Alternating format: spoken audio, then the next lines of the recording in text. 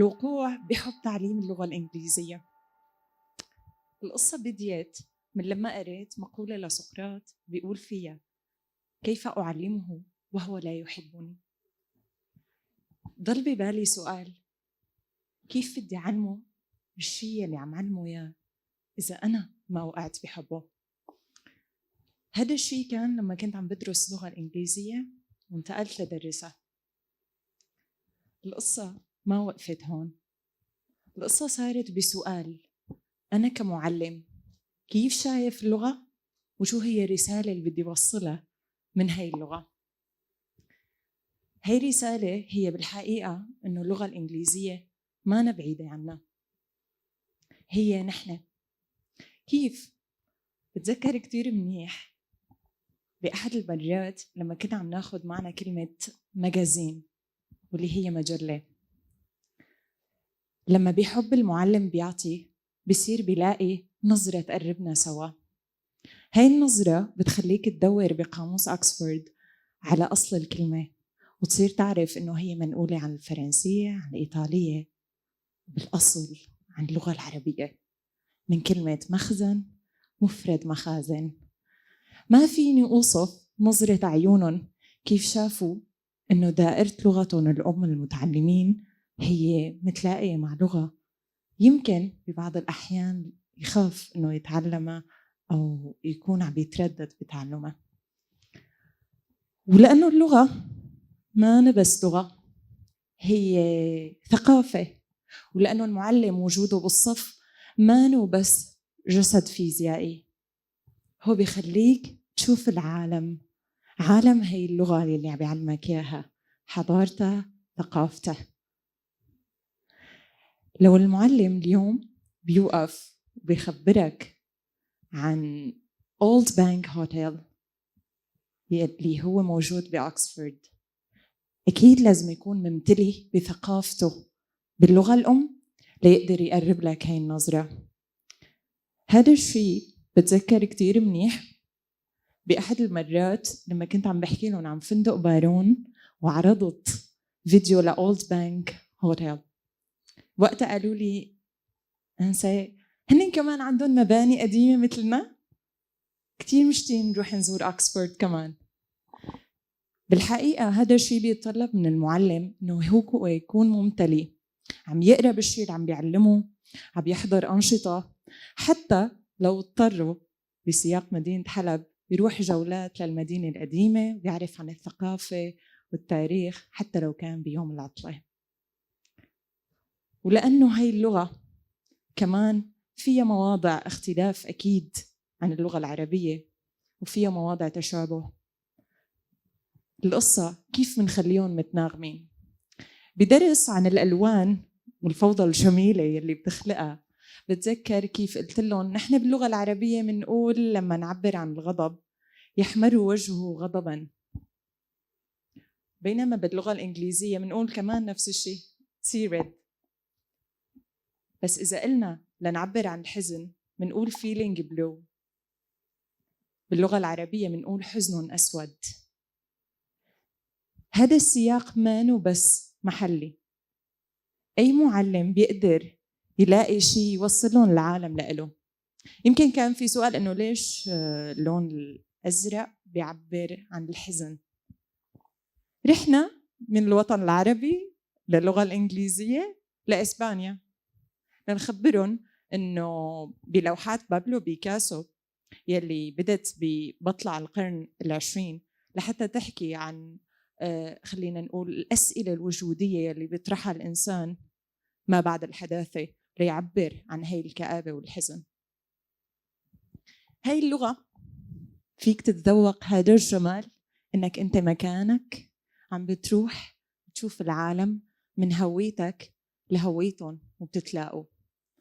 بالحقيقة اللي بيجمع الطالب والمعلم كمان هو الكتاب، بس كيف أنا عم بتعامل مع الكتاب وكيف عم أتعامل مع الخطاب يلي بالكتاب.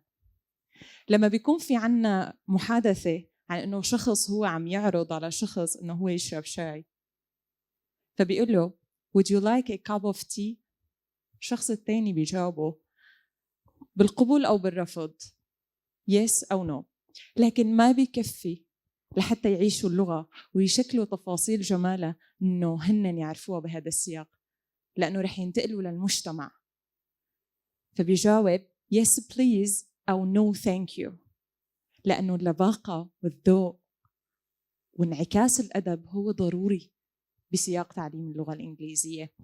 فأنا راعيت شعورك، قلت لك no thank you و yes please.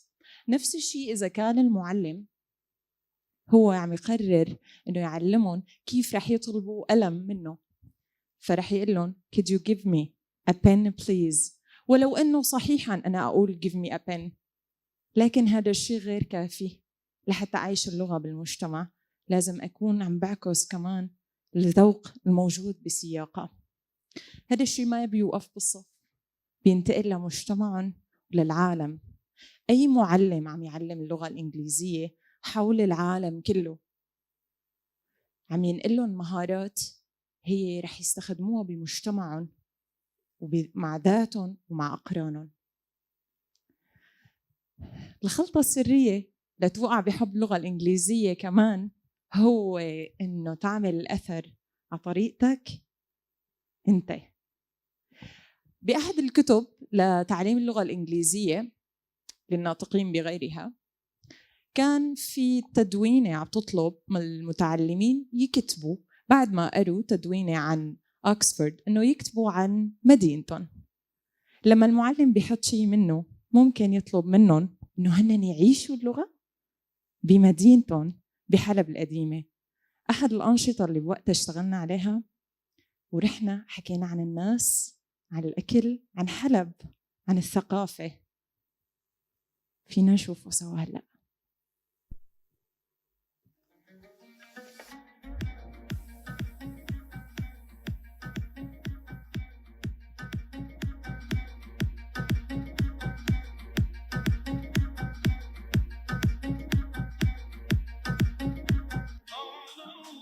Welcome to our English outdoor activity at Namar. Aleppo is one of the most wonderful cities. What do you have for breakfast? I have egg, jam, and cheese. In Aleppo are friendly and kind.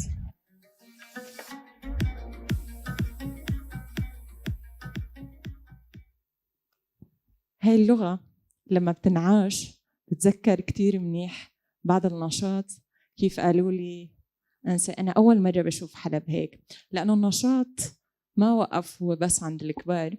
بأحد الأنشطة بشكل مستقل with فاطمة كان حتى للأطفال طريقة جديدة يشوفوا فيها اللغة لا يوقعوا بحبها، ولا أوقع كمعلمة بحبها أكتر. زين يلي ما جاوز عمره 7 سنوات بتذكر كتير منيح لما كنا عملنا جولة لحلب القديمة وحضرنا معرض فيها. بدينا من عند ساعة باب الفرج وكملنا. وقتها قلت له بس نحن حتى بثقافتنا لما بدنا نقول عن شخص إنه مواعيده ملتزمة منقول بيج بن. نحن ما نبعد عن بعض، نحن منقرب اللغة بهذا الحب. وبالختام كان عم يقول زين أنا حبيت حلب القديمة لأنه أنت كنت عم تحكي لنا عنها بالإنجليزي. ما وقف الموضوع عند زين هون، هو وقع بحب هويته بالهوية الثانية. بنهاية الجولة سألته زين شو حلمك؟ وقف وقال لي بعد ما تعلم وحكى عن مدينته بالإنجليزي، قال لي أنا حلمي تتصلح حلب. هي الذاكرة يلي نحن اشتغلنا عليها باللغة الإنجليزية ومن لغتهم هي ما كانت بس حكي، ولا هي لحظة لأنه نحن نوقف ونقول إنه تعلم اللغات هو بس شيء رفاهية. هي نحن شيء بنعمله معا ومنكمله، لحتى ما تكون اللغة هي بس كتاب وعلامات، ويمكن ناس عم ترسم الحروف رسم ويمكن ما عم بتعيش هي اللغة. إنه أنا أعيش هي اللغة يعني أبداها بحب، لأنه دائرة الأثر والتأثير هي دايما بتبدأ بالحب، وما في معرفة من دون حب. وبحب نحن بنعلم هي اللغة الإنجليزية من شارع بارون لأكسفورد للعالم، لتبقى هاي القضية قضية حب.